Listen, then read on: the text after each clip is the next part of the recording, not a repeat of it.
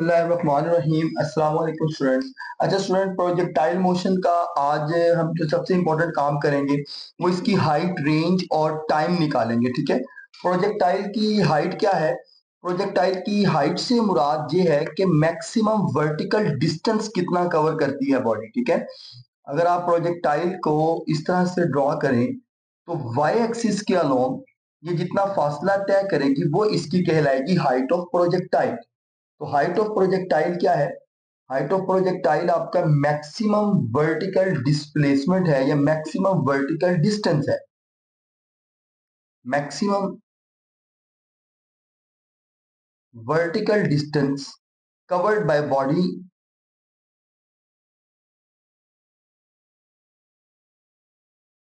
Projectile की height कहलाएगी।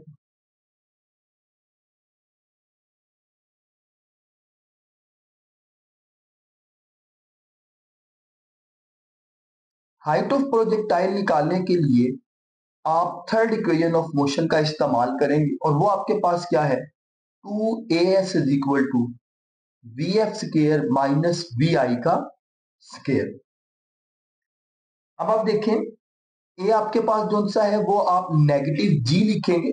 इससे पहले लेक्चर में मैं ये कॉन्सेप्ट क्लियर कर चुका हुआ हूं कि नेगेटिव जी जो सा है वो आपके पास क्यों लिया जाता है, क्योंकि हम हमेशा जी की value with reference of initial point लेते हैं, with reference of initial velocity लेते हैं।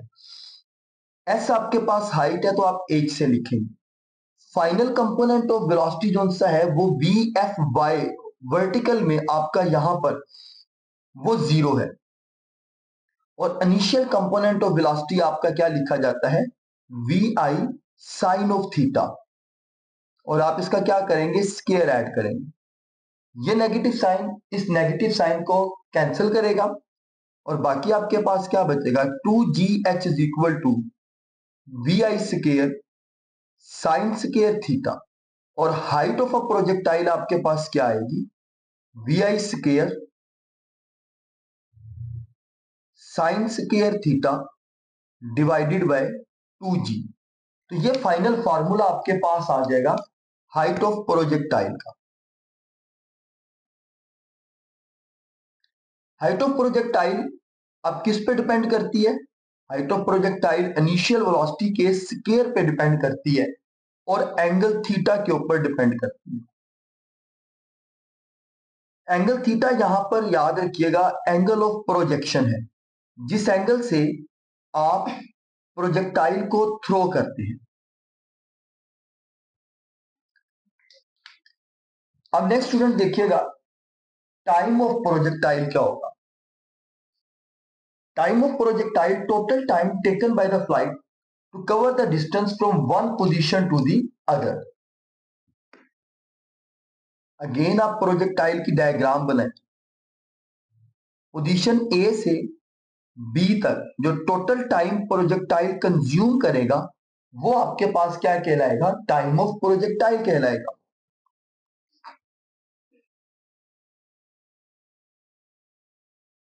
तो टाइम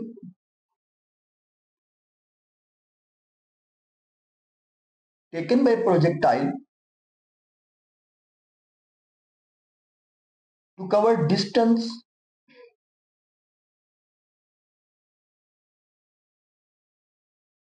फ्रॉम प्रोजेक्शन। प्रोजेक्शन मतलब जहां से प्रोजेक्टाइल प्रोजेक्ट किया जाता है, टू लैंडिंग, जहां पर प्रोजेक्टाइल लैंड करता है वहां तक जो टाइम है वो आपके पास क्या कहलाता है? टाइम ऑफ प्रोजेक्टाइल कहलाता है। इसका फॉर्मूला आप सेकंड इक्वेशन ऑफ मोशन से ड्राइव करते हैं, v i t plus 1/2 g t square. Displacement initial और फाइनल वैल्यू का क्या होता है? दो सेम पॉइंट्स के दरमियान में जो डिस्प्लेसमेंट है वो आपके पास हमेशा क्या आएगा? जीरो आएगा। ठीक है। वी आई आपके पास क्या आएगा? V i sine of theta into t plus 1/2। और जी की वैल्यू आप यहां पर नेगेटिव लिखेंगे और इसकी रीजन मैं पहले भी कई बार एक्सप्लेन कर चुका हूं। अब ये फैक्टर दूसरी तरफ सारा यहां पर आकर माइनस हो जाएगा, we i sine theta t. और बाकी आपके पास क्या बचेगा? -1/2 जी टी स्केयर। ये माइनस इस माइनस को कैंसिल कर देगा, ये t इस t को कैंसिल करेगा। t आपने निकालना है, 2 यहां पर क्या हो रहा है डिवाइड, इस तरफ आकर मल्टीप्लाई हो जाएगा और g इधर आकर डिवाइड होगा और फाइनल आपके पास क्या बचेगा, टाइम t का फॉर्मूला बाकी बच जाएगा। तो इस फॉर्मूले से आप जो सा है वो टोटल टाइम कैलकुलेट कर सकते हैं। और लास्ट काम जो आज के इस लेक्चर में आपने करना है वो रेंज ऑफ प्रोजेक्टाइल है। रेंज ऑफ प्रोजेक्टाइल आपके पास क्या है, range of projectile maximum distance covered by the body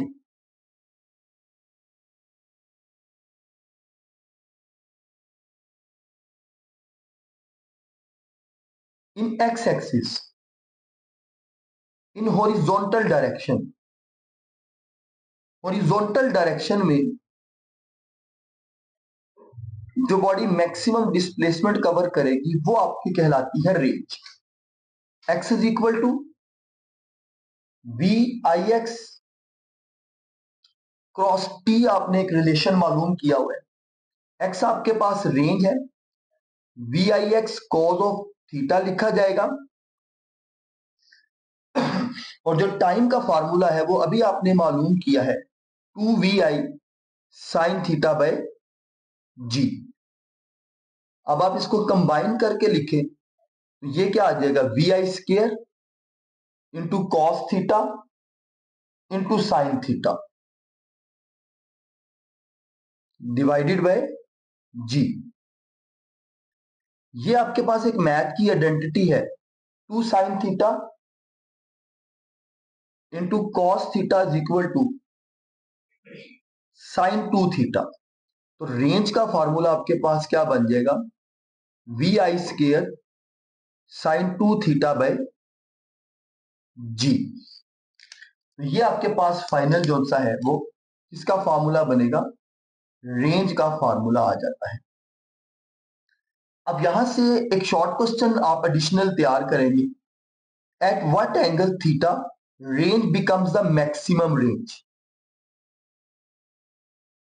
तो देखिए आप सिंपल साइन 2 थीटा को कंसीडर करें, एंगल आपने निकालना है, साइन 2 थीटा 1 के इक्वल रखें तो साइन 2 थीटा किसके इक्वल आएगा, साइन इनवर्स ऑफ 1 के इक्वल। साइन इनवर्स ऑफ 1 किसके इक्वल होता है, 90 डिग्री के। तो थीटा आपके पास किसके इक्वल आ जाएगा, 45 डिग्री के। तो 45 डिग्री के ऊपर रेंज आपके पास जो सी है वो क्या होगी, मैक्सिमम होगी। ये जितने आपने कैलकुलेट किए हैं ये सारी की सारी values in absence of air friction है। जब आप एयर फ्रिक्शन की बात करेंगे तो एयर फ्रिक्शन की वजह से basically range, height, time of flight तीनों फैक्टर्स के अंदर थोड़ा बहुत चेंज आएगा। यानी अगर एयर फ्रिक्शन में बॉडी की ट्रेजेक्टरी कुछ इस तरह से है तो एयर फ्रिक्शन के बगैर जो सा है ये ट्रेजेक्टरी कुछ इस तरह से होगी, ज्यादा होगी। इसकी हाइट भी थोड़ी कम होगी एयर फ्रिक्शन की वजह से, इसकी रेंज भी कुछ थोड़ी कम होगी और जो टाइम ऑफ फ्लाइट है वो भी थोड़ा सा क्या होगा, रिड्यूस होगा। तो एयर फ्रिक्शन को हम कंसीडर नहीं करते। एयर फ्रिक्शन जो सी है वो आपके पास इन तीनों फैक्टर्स को क्या करती है, रिड्यूस करती है।